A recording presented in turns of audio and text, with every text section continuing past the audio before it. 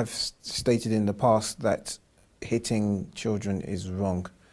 But are there some circumstances, maybe when they're a bit younger, I mean, are there extreme circumstances when maybe the child has done something really wrong, or as a way of protecting them, maybe they wanted to run? I don't want to give you a scenario because that would be wrong, but are there some circumstances where it would be acceptable for a parent to hit his or her child? We learn from our leaders, and our leaders, we as Muslims, is the Prophet Muhammad, peace be upon him, and his household, Ahlul Bayt alayhimus salam.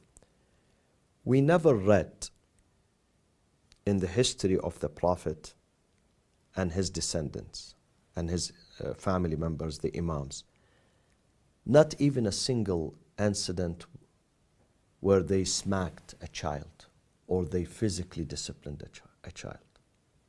They never did that. Not because they were unable, physically.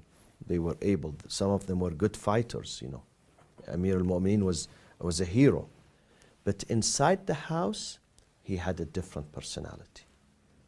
Raising Imam Hassan, Imam Hussein, Lady Zainab, Lady Kulthum, dealing with the most honorable Lady Fatima al-Zahra, he was the nicest, the most lenient, the best friend, the most compassionate father and husband. They never used that. And I don't think we need to use that. Because if we have other options, why do we go to this worst option? We may threaten them. Some of the scholars and educators, they say, threaten him that, listen, you would lose this benefit. The benefit that I'm going to give you, or I'm giving you already, you are going to lose it. You're going to be deprived from this. I'm not going to take you next time when we go to, let's say, Disneyland, let's say. You are not going to be with us.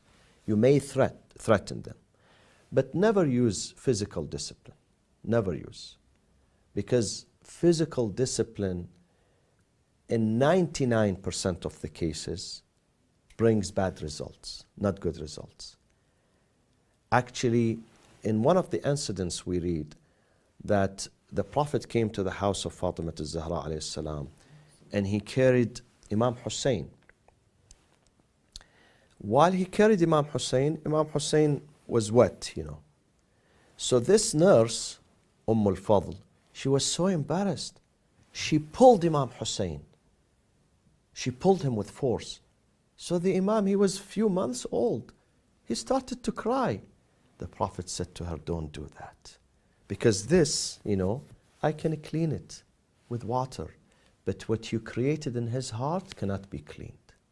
This is a lesson for us.